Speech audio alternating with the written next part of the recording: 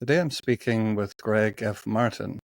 Gregg is a retired Major General of the U.S. Army, where he served on active duty for 36 years until his retirement in May 2015.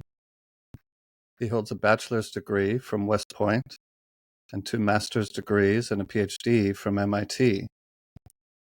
He served for many years in Germany during the end of the Cold War, and later, in the beginning of the 21st century, commanded an engineer company, the 130th Engineer Brigade, in combat during the first year of the Iraq War, 2003 and 2004. At the end of his career, he served as president of National Defense University. He's married with 3 sons, and now in retirement, he and his wife live in Cocoa Beach, Florida, where he's now writing and speaking and sharing his story of battling bipolar disorder. So it's a pleasure to speak with you today, Gregg, and thank you very much for joining me. Well, thank you, Ty. It's really a great honor to be on your show, having a discussion with you, and I really appreciate the invitation. All right. So the one thing I left out of that introduction is that you're now an author of a very interesting and important memoir called Bipolar General, My Forever War with Mental Illness. And from the book, you said that you wrote this book to share your experiences and lessons learned, to give hope and inspiration and practical knowledge, help other people get diagnosed and treated, help others who are going through what you went through. And also, I think what's important in awareness is to abolish the stigmas that we still have surrounding mental illness. So that book and the speaking that you're doing is going to be the subject of our book, but it's a memoir. So I was thinking we could go back to your upbringing first in a place called Holbrook, Massachusetts. I was wondering if you could tell me a little bit about what life was like growing up in that area, what family life was like, and what your early influences were. So Holbrook, Massachusetts is a relatively small town about 15 miles south of Boston and maybe 15 miles from the Atlantic Ocean. It was a rural, kind of a farming town until after World War II, when the government approved the GI Bill and the GI mortgages and all these subsidized programs so that veterans could go to college and build a house and, raise a family. So my dad had been a veteran of World War II in the Navy, and he and my mom, they decided to move to Holbrook. They bought a plot of land, built a house, had 5 kids, and it was a great place to grow up. Lots of kids. Everybody's father was a World War II vet in one capacity or another. And so there were kids everywhere in living in these neighborhoods that were just, populated by World War II vets. It was a fun place to grow up because there were so many kids. And so lots of kids, sports, playing, social life. The high school was terrific. It had, good sports programs. And it was just a wonderful place to grow up. And we lived close to Boston, so we could go in and take advantage of all kinds of, inner city cultural things, professional sports, activities like that. And then we were close to a bunch of really nice lakes, freshwater lakes, as well as the Atlantic Ocean. So we could go down to the ocean and go swimming and sailing and water skiing and boating and all that kind of thing. So it was really just a fantastic place to grow up for myself and my 4 sisters. Did you take part in Boy Scouts when you were a kid? I did. I was in Boy Scouts for a while, I think probably for about 1 year. And it was, a great program, but I found that my real interests were in sports. And so I pretty much left the scouting world and went full bore into athletics and sporting events. In your book, Bipolar General, you state that your adolescence and teens, you uh, became a basketball player and practiced it all the time in your free time, and even had aspirations to go to university someday playing basketball as well. Were there other athletics?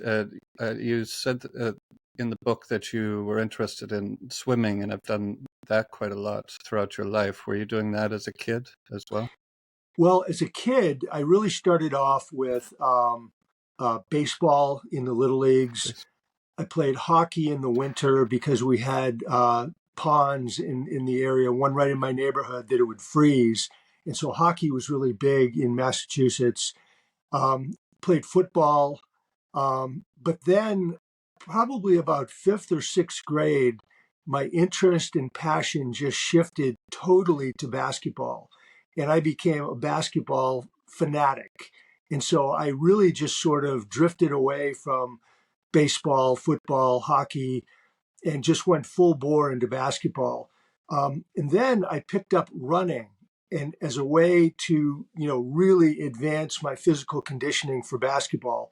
So I became a runner, track, cross country, to get myself in better shape.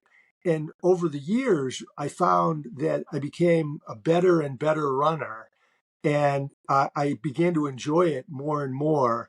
So I'd say that by the time I was in college, um, running had superseded basketball as my number one sport passion.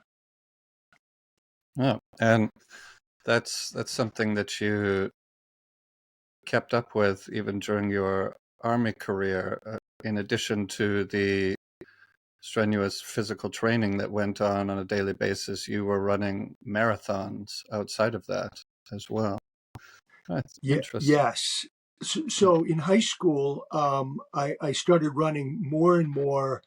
As far as my level of achievement, I quickly became probably as good or better of a runner than I was a basketball player, but I kept both of them going simultaneously.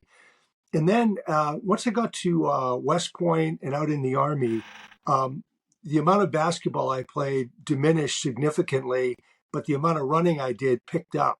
And so I lettered in varsity track at West Point. I ran on the triathlon team, which was really terrific. And I started getting into swimming quite a bit. Um, the thing about swimming was it's not as easy to do as running. Like in running, you can just pick up a pair of shoes, go outside, take off, run as far as you want or as fast as you want. Swimming, you need, if unless there's a pool or a lake or something, nearby, you need the kind of the logistical setup of a swimming facility in order to do it to any successful degree. But I Hmm. still did it. But I mostly did swimming in ponds or in the ocean. But my running just took off. I started running marathons, and I actually ran during a period of about 3 years. I ran 7 marathons, all under 3 hours, including a 2:36, which is pretty fast. Wow. That's a 6 minute per mile pace for 26 miles. And but what happened was I ran all these marathons, and then my body kind of started to protest, and I started Hmm. having really bad shooting, stabbing pains in my lower back, in my hips, in my knees, and um, and so I realized that running 26 miles is a pretty long way, and I could get all the cardiovascular benefit and all the sort of the runner's high, the endorphins, all that good stuff. I could get all of that by running way less distance. By running maybe 5 miles, is 10 at the most, you can get all of those benefits of running a marathon without putting so much wear and tear on the body. So I just sort of shifted from running marathons to doing 10Ks, 5 mile, 10 mile, and was very, very successful at running those distances. And then, of course, as you know from the book, the U.S. Army puts a big premium on running, and so part of the training every day is running. Part of the physical fitness test is running. And so I did extremely well, and I would challenge all my soldiers, hey, if you can beat me, I'll give you a 4-day pass, 4 days off without getting charged leave if you can beat me. And, nobody beat me. It was really a lot of fun. And You said it was 500 soldiers challenged you and couldn't beat you. Was that right. the number? Yeah, Yeah. that's incredible. Uh, I'm interested in, you said earlier that you grew up in a neighborhood of World War II vets. Your dad served in the Pacific Theater in the Navy. I'm wondering if that had any influence on you growing up. Is the war something your dad ever talked to you about? Did he share any of his experiences with you? Yes, he did. He He did. talked a lot. In the Navy was one of the real high points in his life, kind of a seminal event that really helped shape him into the person that he was.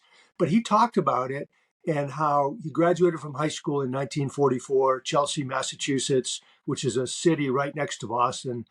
And he enlisted in the Navy.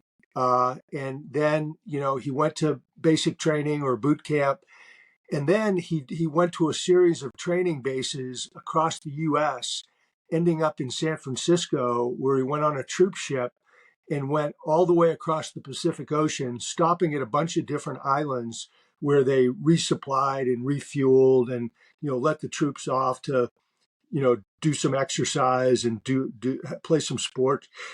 And so he did that, and then he ended up in the Philippines, and he was at a fairly big Navy base in the Philippines, which was a sort of a staging base for the ships.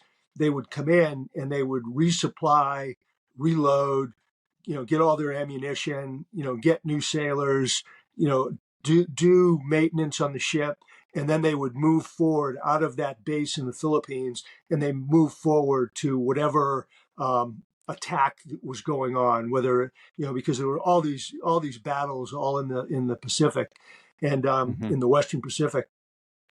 And so he was part of that logistical refueling, resupply, resetting operation.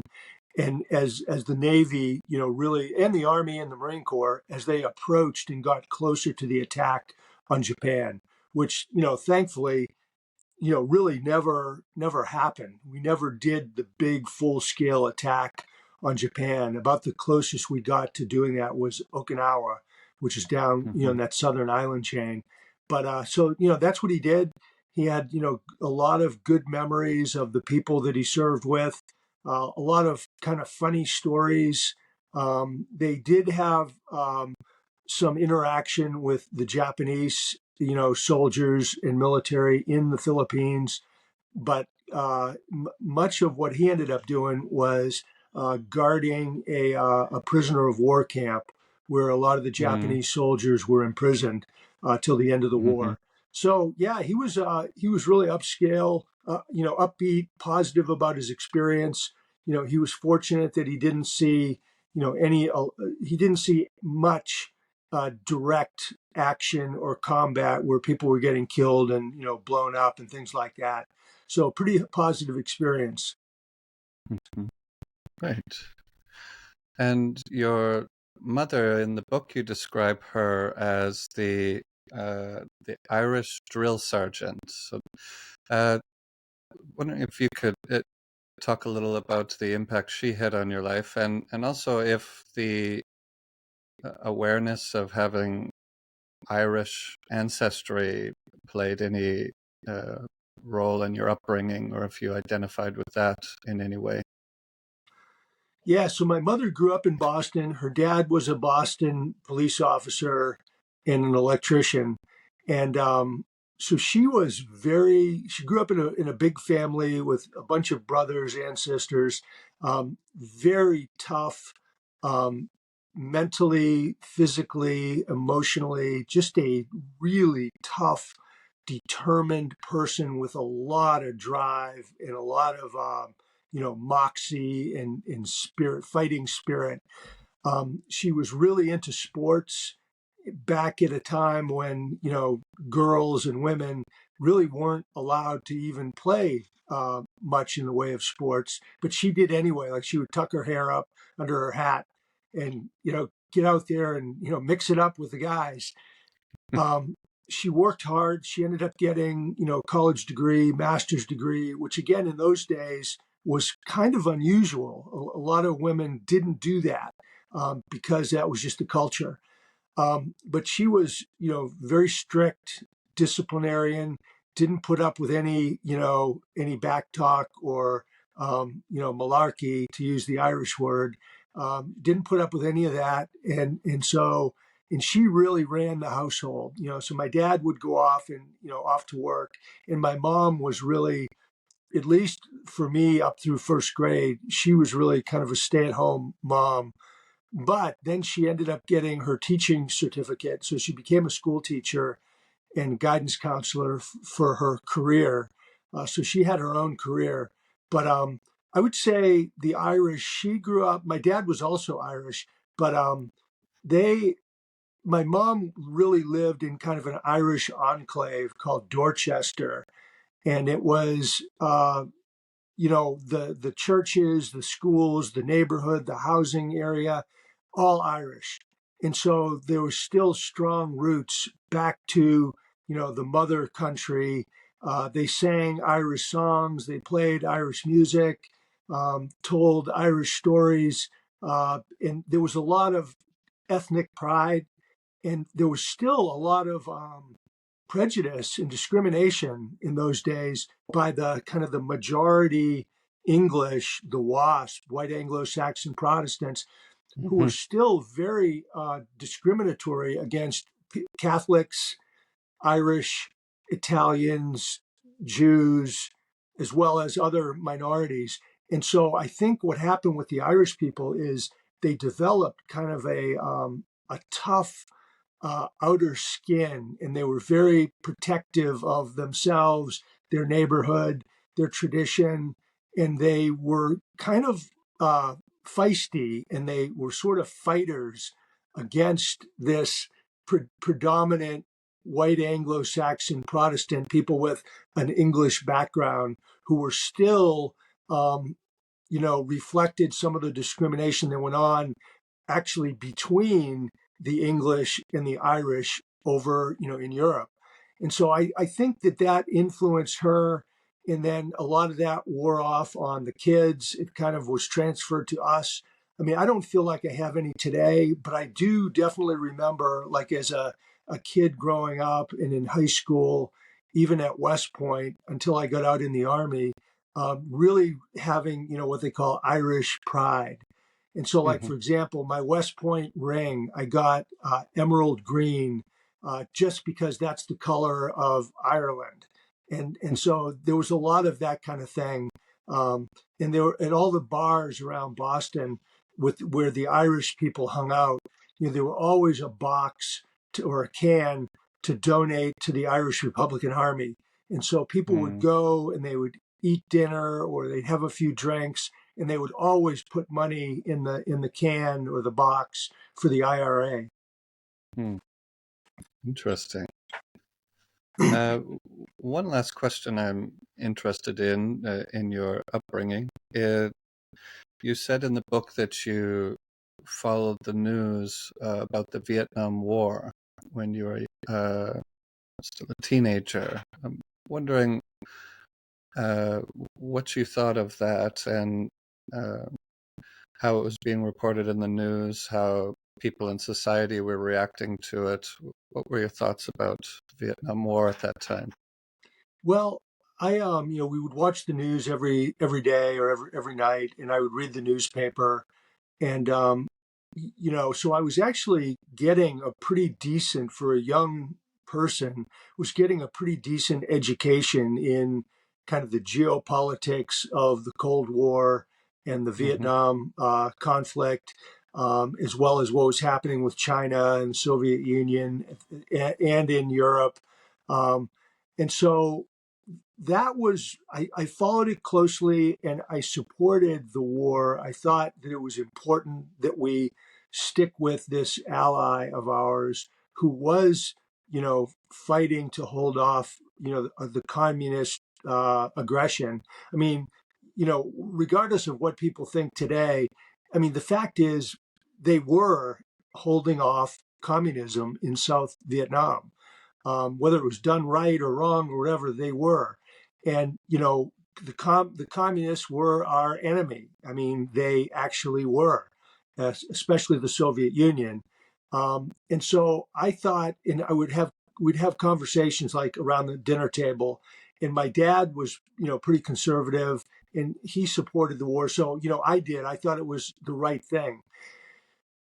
Things started to change a little bit with as my sisters got older in the late 60s, and more Americans were killed and wounded and coming home, in body bags or all, broken, wounded, physically, psychologically, whatever.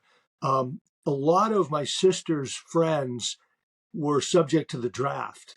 And so we paid, Hmm. they would talk about, what was their draft number and what was their strategy.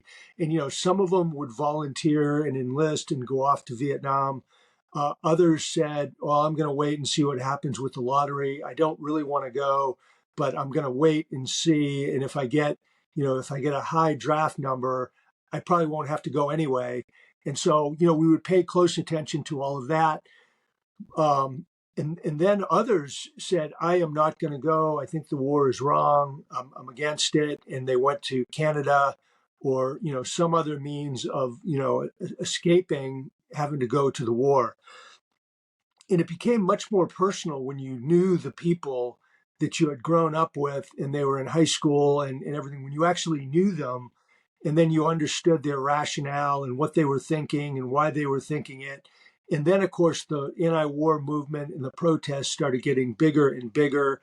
And, that, of course, then spilled over into mainstream society. So, down in the high school and junior high level, people had strong opinions about the war and whether it was right or Mm. wrong, whether we should be there or not, whether they should serve or not. And it was really interesting. And so I guess I started tilting um, on the side of, we should probably, discontinue our involvement there. As I was in high school and more of the anti-war protests and the movement started spilling into the high school age kids, I think it started to affect me. And then, of course, we did pull out all the ground forces. We pulled the ground forces out of Vietnam in about, I think, 1972 or so, and then we went to an all volunteer force. So the draft went away. And at that point, everybody kind of in the United States pretty much suddenly forgot the Vietnam War. They just forgot it. It just went away because it didn't affect them anymore. And then I started reading books about the history of the war, the politics, the strategy, the experiences down at platoon and company and battalion level, because there's so many really terrific books that have been written. And I had teachers in high school who had served, in the Army, in the Marines. And so they had an influence because I was, at that point, looking to, go in the military in one way or another, either enlisted or as an officer or go to a service academy. And so most of my instructors who had served in Vietnam when I was in high school, they tried to deter or dissuade me from going in the military. Mm. They all had, pretty tough experiences in Vietnam where it was, where they served in like the late 60s, early 70s, when the war had really kind of gone in a bad direction and the people serving there had a really negative opinion about the war. If you go back earlier, like in the early 60s, mid 60s, even up until probably 1968 or so, I mean, most of the people who served had a very positive experience. They were proud of their service. They thought they were doing the right thing. They thought the war was important. It wasn't until really the very end of the 1960s and the early 70s when things just kind of went off the tracks.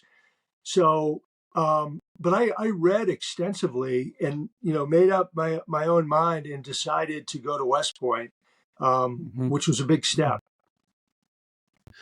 Yeah, and you say in the book that you joined the military at age 18, which was 1975. You uh, went to West Point, and the quote I got from the book is you got hooked on the culture and the spirit of that place.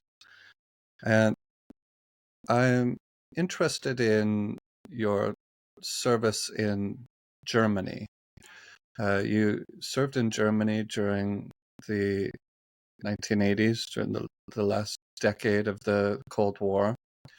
And well, a number of historical things are interesting about your service there, but we, I guess, should also bring into our conversation now the fact that you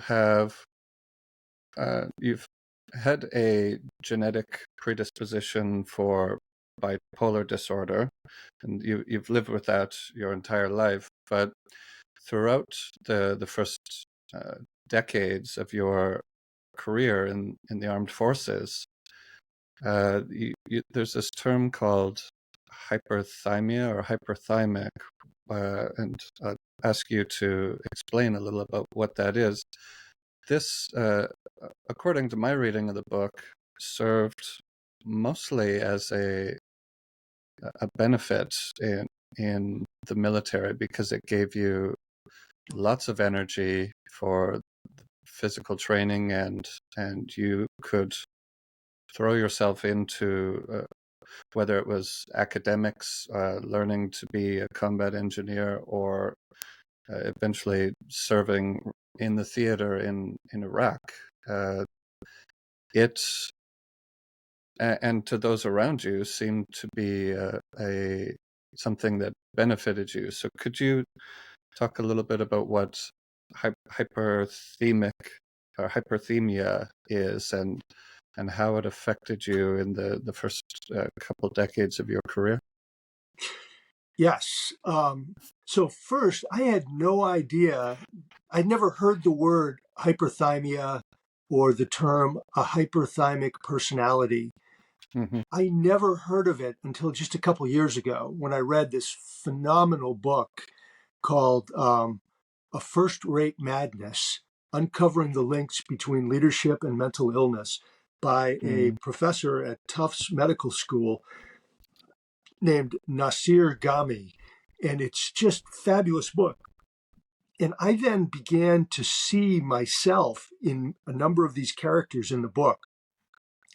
And the reason it was so important to me is, the psychiatrists at both the Veterans Administration and the Army Medical Board, they did independent investigations, and they wanted to know when and where and how my onset of bipolar disorder was. They wanted to know that.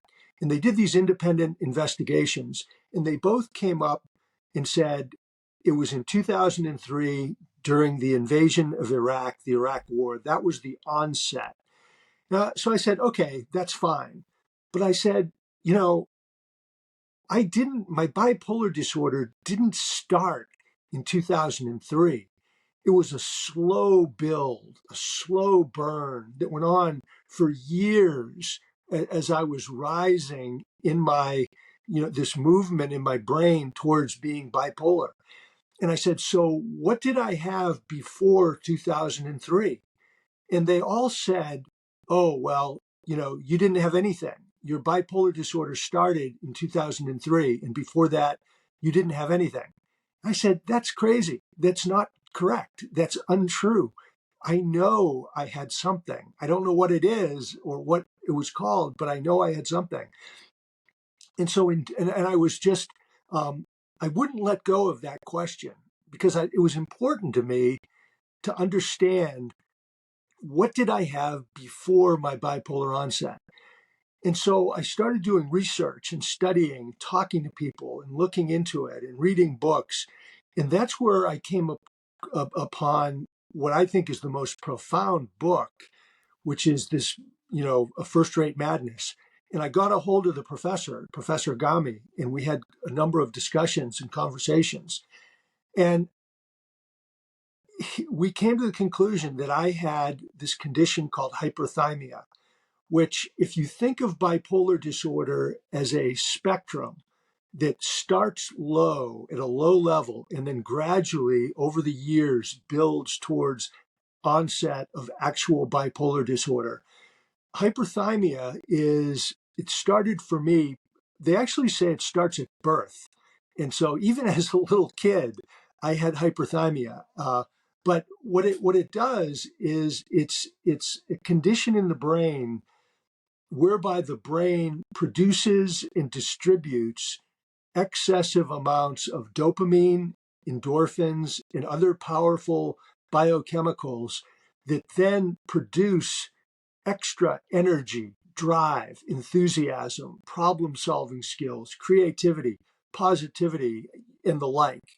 So that's what I had. And it helped me. It gave me a huge boost in high school as a student, athlete, leader. West Point, same thing. Army Ranger School, officer in the Army. MIT, where my performance was just off the charts. Where the Army they gave me the mission to go get a single master's in engineering.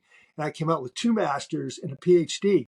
I mean, that is not normal human behavior.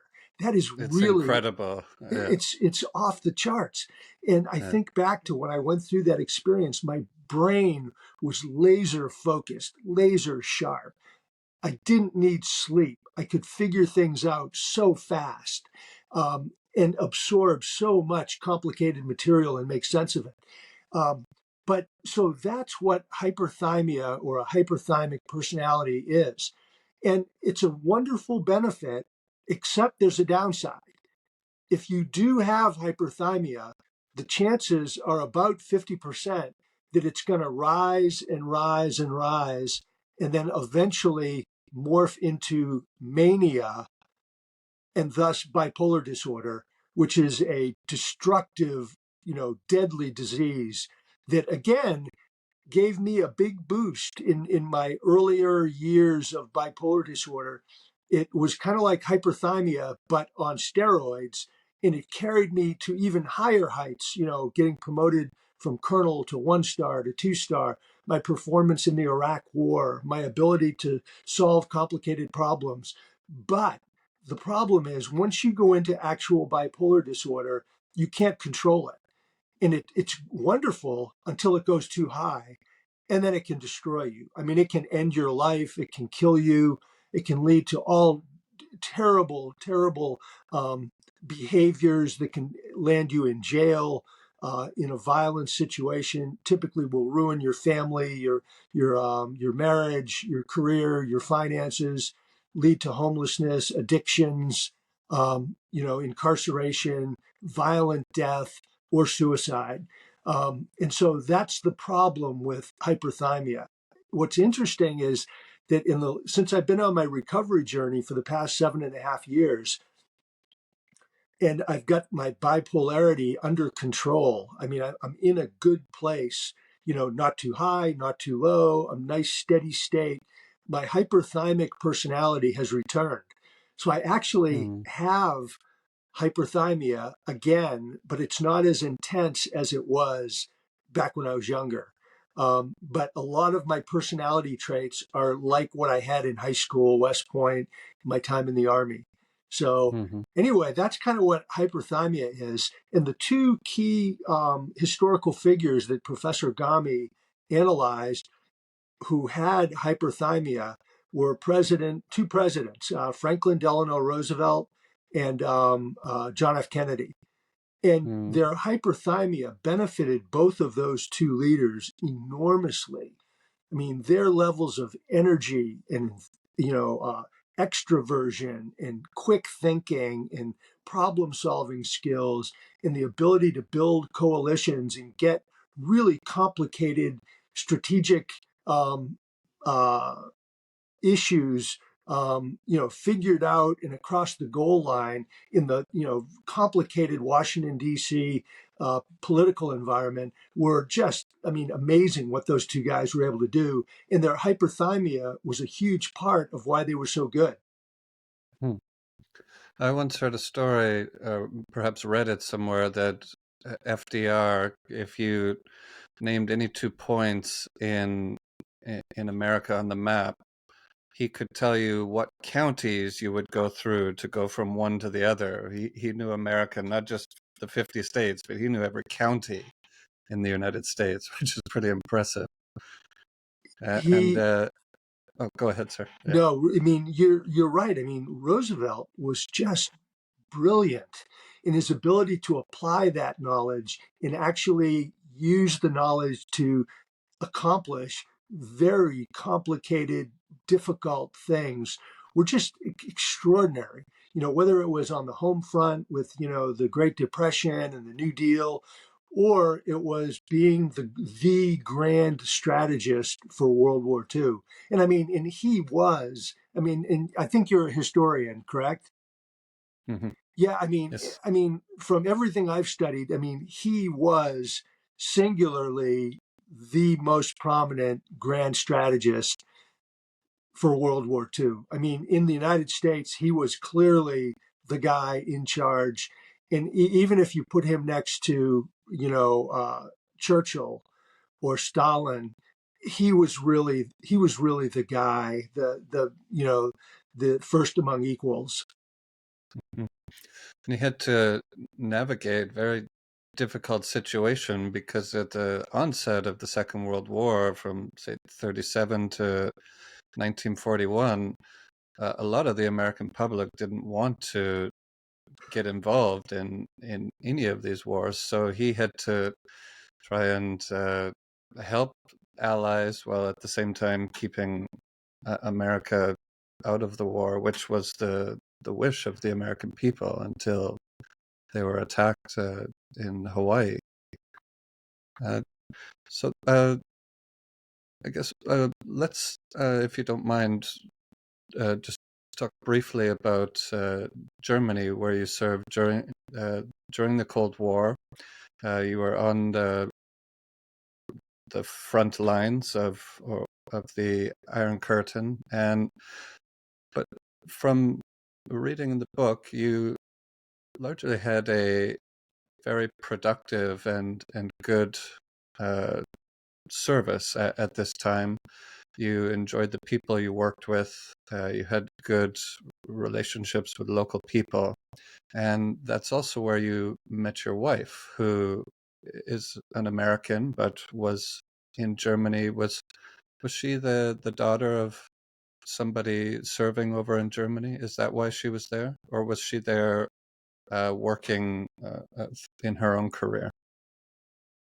Actually, both. So Both. Okay. her dad was a career Army officer, and he was a colonel stationed in Darmstadt, Germany, in a brigade commander. And so he was stationed there, but she had, and that Darmstadt's where I was stationed as a second lieutenant. So we were just happened to, be in the same town. Um, but she had also gone to her junior year abroad in Heidelberg, Germany, and learned to speak German and lived in Germany. And so after she finished college, she wanted to work in Germany. And so she got a job over there and happened to be in Darmstadt. So she lived at home in her parents' house, worked in the town for a German company, and we ended up meeting on a blind date because I was stationed there as a second lieutenant, and a mutual friend kind of connected us, and then the rest was history. Hmm. And there's a great descriptive scene in your book about just how much work you were able to put into 24 hours. We were talking earlier about I think I was saying it wrong. Is it hyperthymic? Is that the right way to say it? Yes. Yeah, hyperthymic.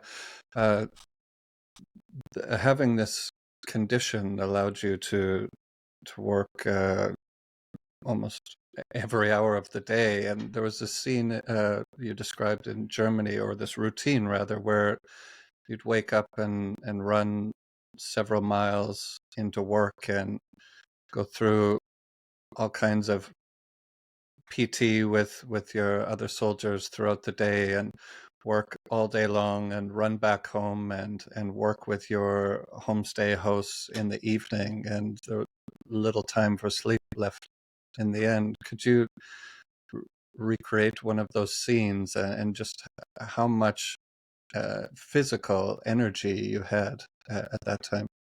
Sure. So Yeah. I really wanted to live in the German economy, you know, in a German neighborhood, German housing with German people while I was working for the Americans, because I wanted to learn the language and the culture and, you know, get a real European experience. So I ended up finding this farm, this ranch that was kind of out in the country, about 4 miles from my base. And so I ended up getting a room in the ranch, and you know I shared a bathroom with a couple of farm hands, and so the people who owned the ranch, they looked at me and they were looking to see, could I contribute to the productivity and the work on the ranch. So I was in good shape, pretty strong, and so they said, okay, we'll rent you a room, and but we would like you to do farm chores, chop wood, feed the animals, and they also had what they call a guest house or a restaurant in the ranch complex, and people would come there and they would, you know, had a full menu with Jaeger schnitzel and all that, and with a bar. And so I got into a routine where during the time that we weren't out on maneuvers or out in the field or on a deployment, I would wake up at about, I'd say, 4 in the morning. I'd go do an hour or two of physical labor on the farm, you know, feeding the animals, chopping wood, just doing whatever they needed done. Then I would have some breakfast, some bread and cheese, and then, you know, a slab of meat or something with a cup of coffee.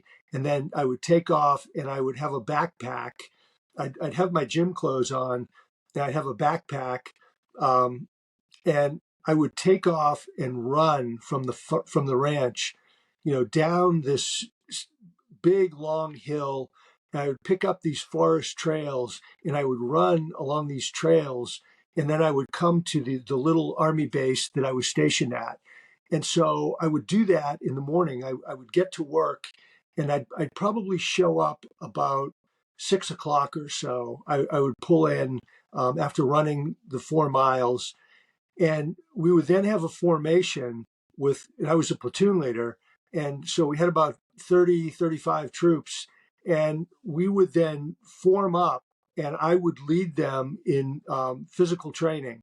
So we would go for another run through the woods. And in Germany, remember, from about October to April, it's dark most of the time because it's so far north, and in the summer it's light out a lot of the time.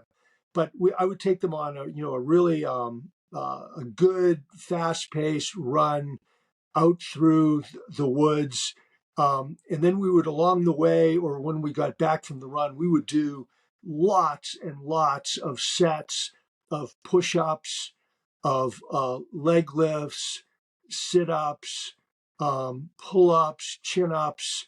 We had weights that we would lift. General Martin, you were telling me about your daily routine and giving an example of just the amount of energy output you were able to give on a day-to-day basis, and describing your uh, life in Germany. And we were at the stage where you were doing PT with your soldiers sort of in the morning and towards halfway through the day. Yes. So, you Yeah. know, I would run in from the ranch and then lead physical training with the platoon. And I'd take them back out on another run very early in the morning. We'd run through the woods, and then we would come back after, you know, several miles of running, and which included, you know, wind sprints, intervals, all kinds of intense running. And then we would do, set after set of push-ups, pull-ups, chin-ups, sit-ups, leg lifts. We would lift weights, then do quite a bit of stretching, and so we would do that, and then that would be my morning routine, and then I'd go to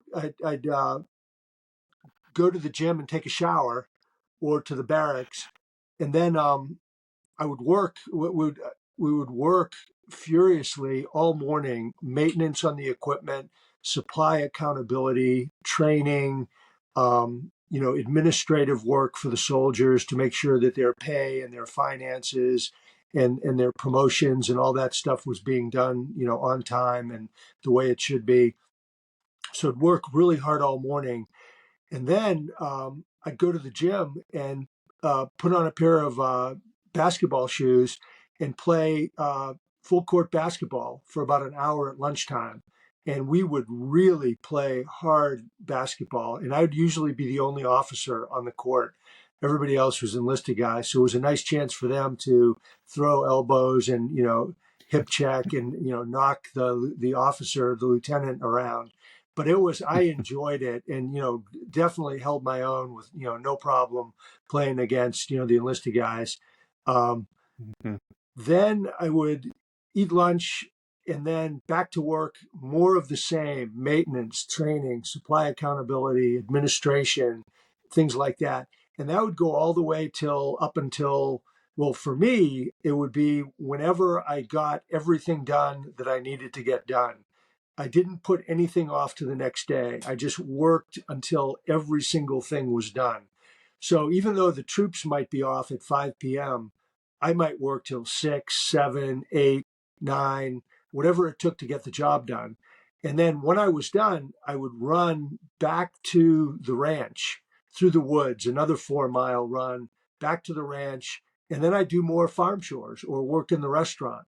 Or if I had a night off from that, I would link up with, Army friends or my future wife, Maggie, and we would go out on the town and we would eat dinner at a good German restaurant, go to a concert, listen to music, dancing, all different kinds of fun things. And then I'd come back to the ranch. I'd sleep, a few hours, and then I'd be up at 4 the next morning again and do the same thing all over again. And I did that, day after day, week after week for, the better part of 3 years. Wow. How much do you think that the combination of strenuous physical exercise, running long distances, and drinking alcohol, how much do you think that these two things were helping you, or maybe helping's not the right word, but these things were allowing you to cope with, or they were a result of hyperthemia and this genetic predisposition for developing bipolar disorder? Well, it's interesting. There's both a cause and an effect dynamic to all of those things that you mentioned. So when you're hyperthymic, and then later when you're in a state of mania, you want to drink. You want to do it. Hmm. It feels good. But what it does is it then fuels the hyperthymia or the mania to go higher. Um, you know, all this exercise that I was doing, it was in many ways driven by my mental condition. And in some ways, the running was good. It actually was an outlet. It was a release that enabled me to be healthy, healthier than I otherwise would have been. But I think the drinking was negative. I think the exercise was probably positive.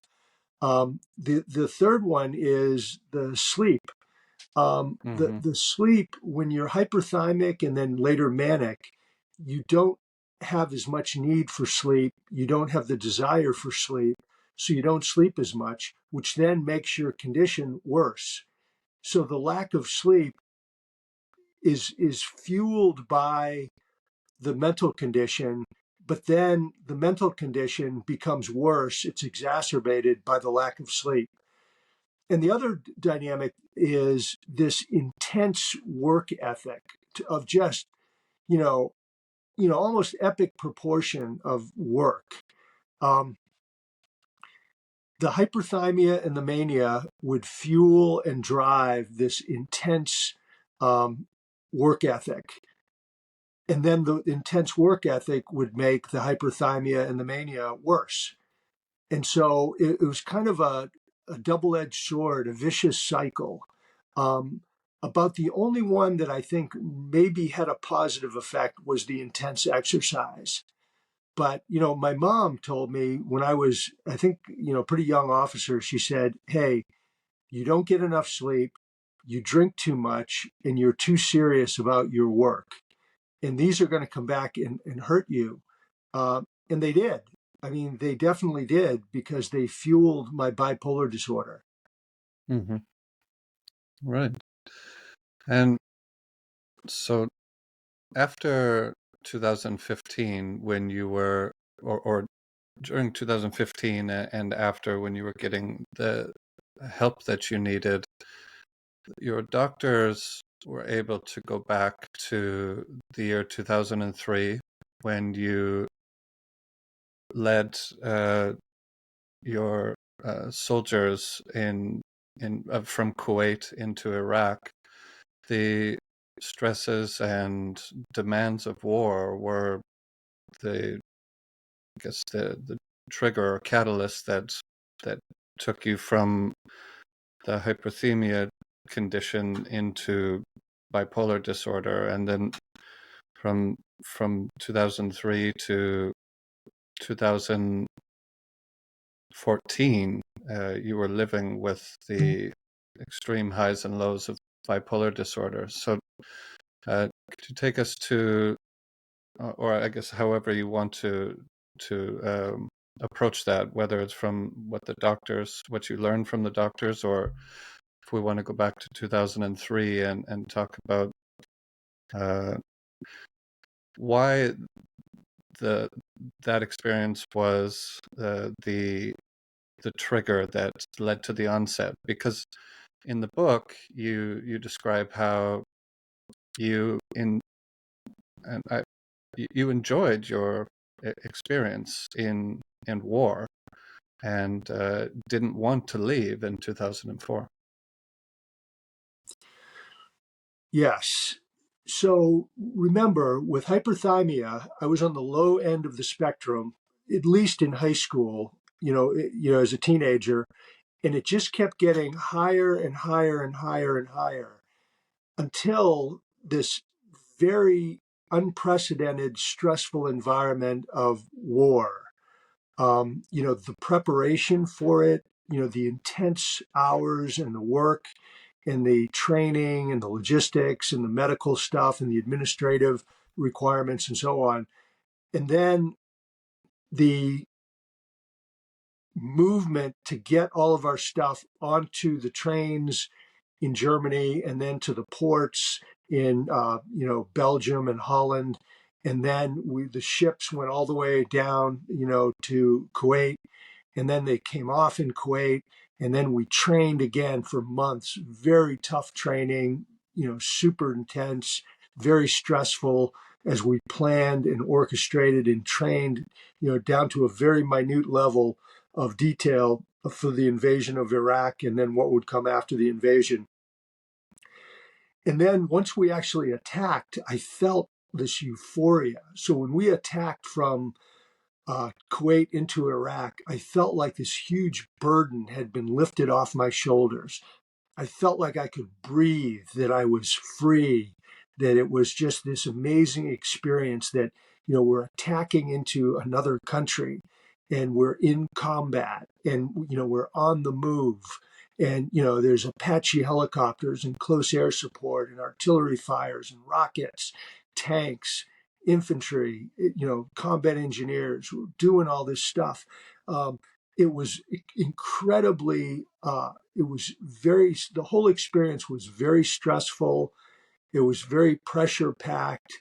It was euphoric. It was thrilling. I mean, I was like in this state of, enjoyment, of like intense enjoyment. And so all of that together had an effect on my brain where the way bipolar disorder works is you have the gene for it or you don't. If you don't have the gene for it, you're never going to have bipolar disorder. If you do have the gene, it requires a triggering event, what they call a trigger event.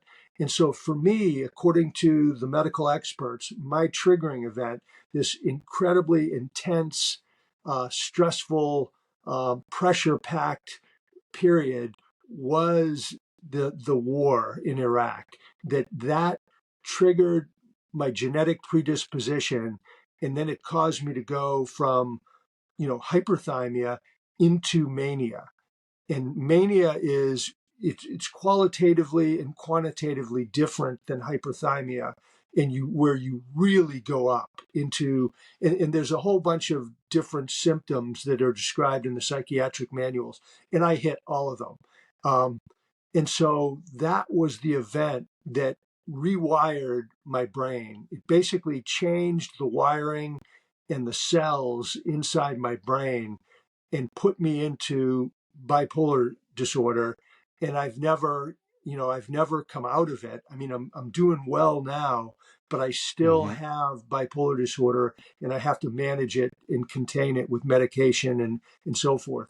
So that's the way it was explained to me, this idea of a triggering event that triggers the genetic predisposition. Thank you. Yeah. And so over the next decade, you continued your career back in the States and eventually uh, achieved quite a prestigious position as the president of National Defense University. And so during the time between 2012 and 2014, you were exhibiting a lot of behavior associated with the extreme highs and lows of bipolar disorder. And one of the valuable and important parts of your book is, I think, the message it shares, the story it shares about how uh, many people around you, I think, understood that something was not right with you, but they they didn't know what they were seeing, or in the case of the people you were working with at that time, they they didn't know what they could say about it because you were a major general and they were your subordinates. So I thought one of the valuable things about the book was the message of needing better awareness, needing ways that we can identify when people are struggling,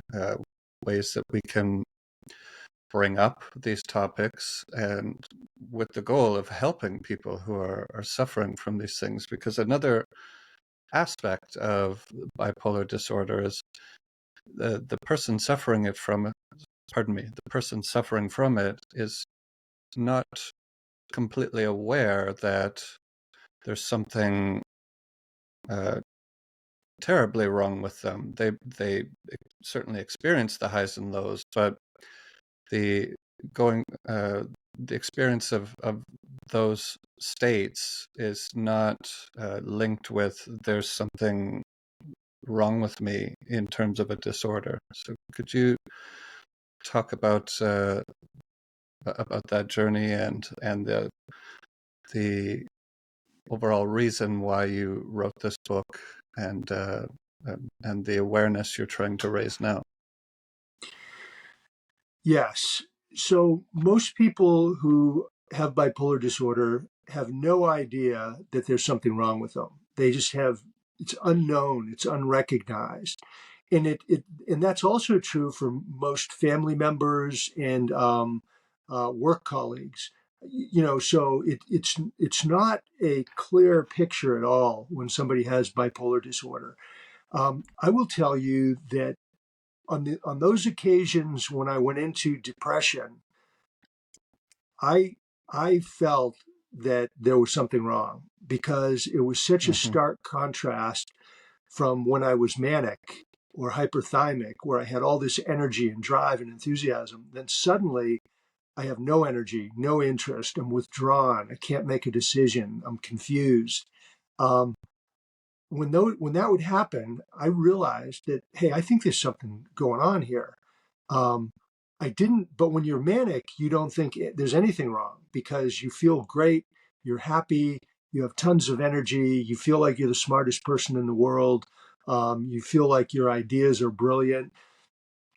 So I went in on 3 occasions with depression and said, "Hey, doc, I think there's something going on here." And the doctor said, "No, you're fine," but they were wrong, and they didn't do much research. They didn't gather what they call collateral information. And if they had, they would have realized that I was in a very different place than I had been previously. And they would have seen that I had gone from, very high to very low. But once I would rise back up into mania, I felt great. Nothing wrong. Everything's good. Um, as far as people realizing that there's something wrong, there's a number of things that go on there. First off, um, bipolar disorder is very difficult to detect, even for doctors who are trained. So for people working with me who had no training at all in the symptoms of mental illness, they didn't know what they were seeing. They had no idea. They didn't know what mania was or depression was or what was happening with me. So number one, they were untrained. Um, Number Hmm. two, all they saw when they saw me was someone who was very successful. So they saw, here's a senior officer, very successful, successful combat leader, doctorate from MIT. You know, they can't see the past the success, and that was true even with the doctors. Um, Third thing is they're they're below me. It's like you said, I was a 2-star general and they were below that in rank structure. And so they were intimidated. They were nervous. They weren't confident in being able to say, hey, I think there's something wrong with this guy who I think he might need medical help. So, those are some of the reasons why uh, nobody was able to pick up on it. The other thing is that I would change jobs every year or two.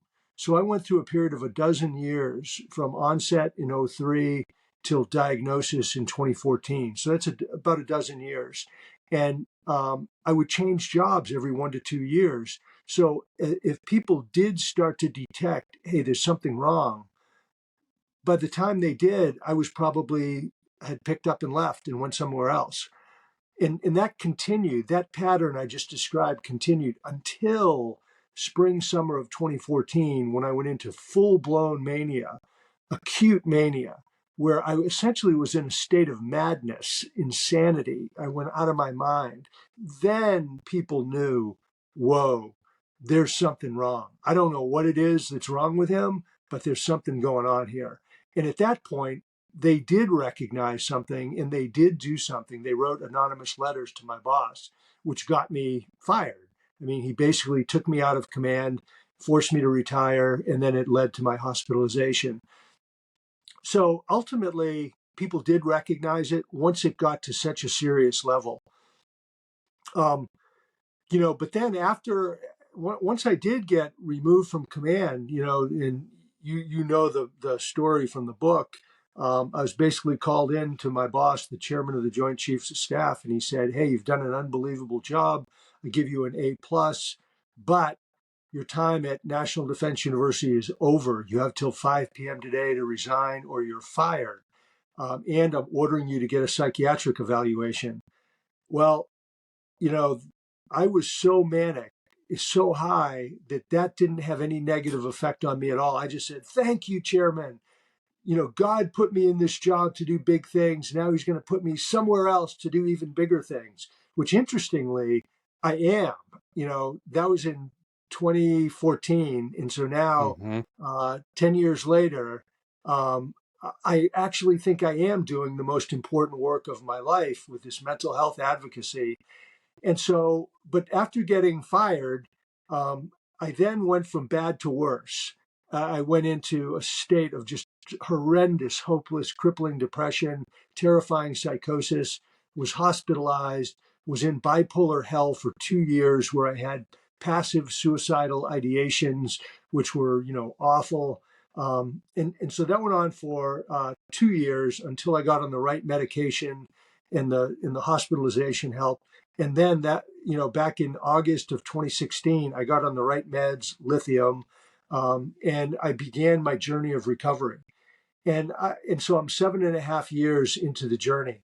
And I said, if I'm well enough to tell my story, if I get well enough, I am going to share my story with the world. I'm going to speak about it, write articles, write a book. And so I said, that's what I'm going to do because I want to help people learn from my experience and avoid the mistakes and the pitfalls that I went through, recognize, the key markers of this disease and how to maybe mitigate it, to avoid it, how to get on the journey of recovery, how to stay on it, how to manage it. And this is true whether it's bipolar disorder or any other serious mental illness. And I said, I want them to get my lessons learned, to realize that there is hope, that there is, that they would draw some inspiration from my success story. Even though I went through hell, I did Mm-hmm. come out the other side, and I am living a successful, purposeful, happy, healthy life. And I want people to benefit from it. I don't want to keep it to myself because what good is that going to do anybody? And that's part of the Army ethic is, when you go through an intense experience, you write down, you think about, and then you discuss and you write down all your lessons learned so you can pass it on to other people so they can get the benefit. And that's why I'm doing this. Right.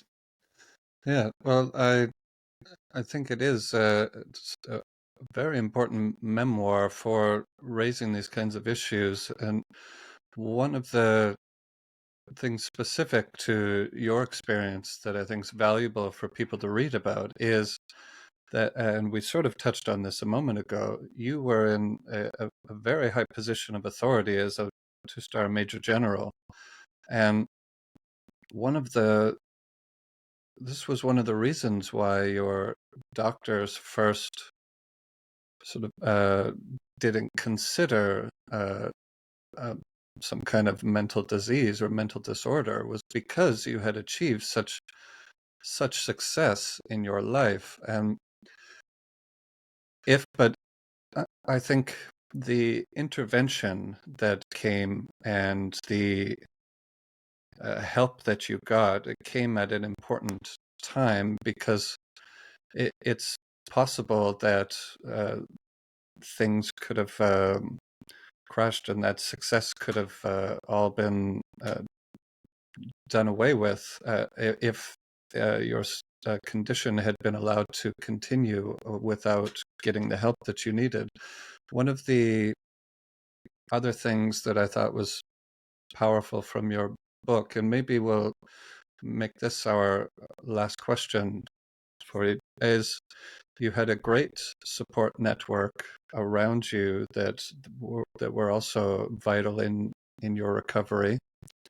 And today, this is part of your awareness in the public speaking that you're doing is how to recognize the signs of bipolar, but also uh, things that other people around this person can do to support them and help them. So, uh, could you talk a little bit more about that journey and you called one of these people your battle buddy, but I think also your wife and children played a tremendous role in supporting you through this too. Yes, it definitely takes a team. And I was fortunate to have a really good multidimensional team. And I would say, starting with my wife, who was really supportive and encouraging and steadfast in, her entire approach to not only my condition, but keeping herself healthy, happy, moving forward. Second is our kids, two of whom have bipolar disorder. So two of our Mm-hmm. sons, their onset was in high school, as juniors in high school. And they were very helpful and very supportive and understanding and encouraging. Um, Thirdly, were friends, just friends and associates and colleagues that I had um, who were, for the most part, very supportive, very helpful, very encouraging. And that was hugely helpful. But one in particular, who I called a battle buddy, he actually had a medical background. He had been a medical service corps officer in the Army. And so he had a good background in mental health. So he understood mental illness, bipolar disorder. He had a son who had bipolar disorder. So he did a couple things. Number one, he kept in touch with me and he didn't just let me, flail or just go unattended. He kept in touch.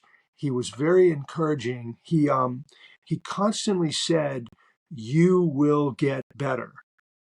This is not your final state. You're not going to be sick like this for good. Just, hang in there, keep working. We'll get you the medical help you need, but you will get better." And that was a really important message because I had lost hope. I didn't think I was ever going to get better. I just wanted to die.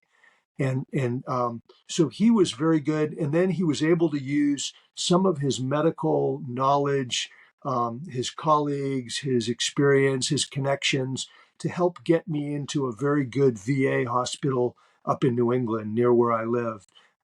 It was actually in Vermont, not too far from Norwich, but White River Junction VA Mm-hmm. is the one that I went to that gave me really good care, and he was able to help me get into there. So I was super lucky to have him, as a friend. But then you need, and that everything I just said is really important. But then you need to have professional medical help. Without professional medical help, your future is bleak. If you have a serious mental illness, your future is probably going to be, ruined marriage, family, career, finances, likely likelihood of homelessness, addiction, incarceration, and death. So destruction. But with the right professional medical help, you can live a happy, healthy, purposeful life. But the reason you need to see doctors is to get to figure out what is wrong and get a proper diagnosis. And then that will help them to figure out the right medications. And if you have a serious mental illness, it's because your brain's not working right and the brain chemistry it's not functioning properly. The right amounts of these key chemicals are not being produced and distributed. And that's where medication comes in and helps correct that. And so for me, the key medication was lithium. But so you need a doctor. You also need a therapist who's trained in psychology, and they can help you work through problems and things that trigger you and make you agitated, angry, nervous, anxious. And so therapists very important. And then you need to have a healthy lifestyle, good nutrition, plenty of sleep, low stress, exercise. And those three things are super important that I just talked about. And they're necessary but not sufficient for having a recovery that's built to last. It's got to be anchored into what I call the 5 Ps. And the first P is purpose. Having a purpose in your life that drives you and makes you want to get up every day and drive on. Second is people. You need to have a circle of people who are fun, happy, energetic, that you want to be with. Third is living in a place that makes you happy and that gives you the ability to do the things you want to do with the people you want to be with. And then fourth is perseverance, having the will to win, to never give up, to keep fighting, because there's a good chance you're going to have setbacks, maybe relapses along your journey. And then finally, the fifth P is presence, having the presence of mind to think about your own thinking, to be able to get up out of your own what's happening in your own brain and think objectively about it, and thus get out of some of these internal mental traps that snare people and lead them down the wrong route. So those are the key, what I think, to recovery, and they definitely have been for my recovery. How, how has the armed forces community and the uh, I don't know if we want to call it the medical community or say the medical community and families who are, uh, have been directly impacted by mental health disorders. How how has the reaction been to your story in the year or so that your book came out in September, but you've been discussing this publicly for 2 years now? How has that reaction been? Well, in the professional medical community, it's been fantastic. I am so heartened by the attitude of some of the leading doctors, scientists, researchers in the world. And you know, they have this thing called expert by lived experience in the medical profession. And you know, you can be an expert by book learning and being, you know, a doctor practicing. You can become an expert, but there's another kind of expertise, which is through lived experience. And so they look at somebody like me and they say, wow, this guy has got, you know, tremendous experience and knowledge. We want to work with him on research, giving talks, doing panels, speaking at conferences.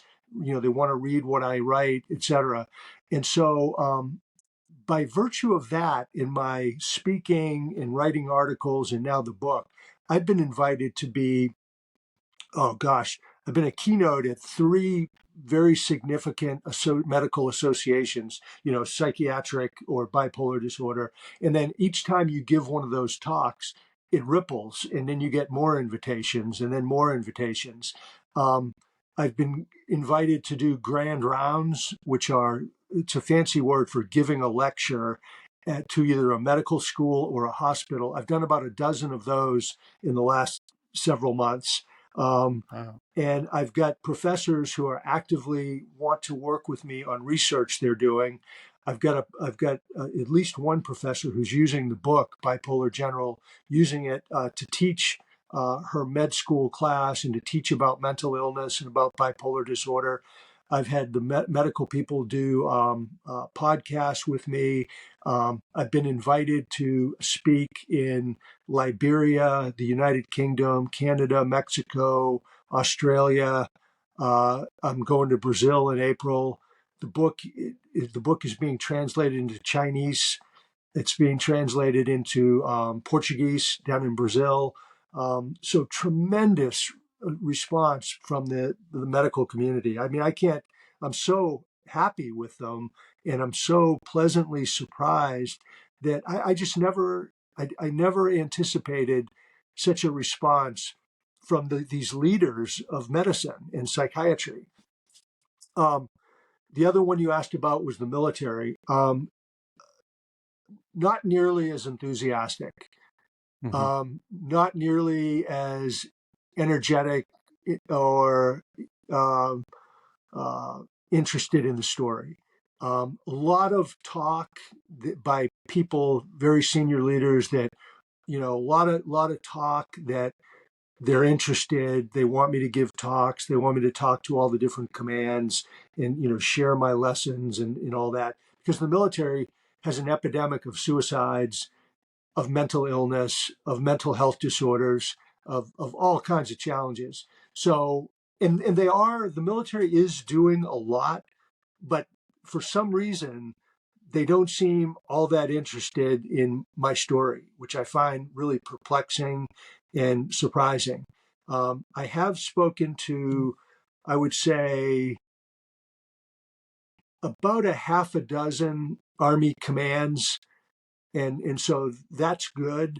And I've got probably another three or four coming up in the forthcoming months.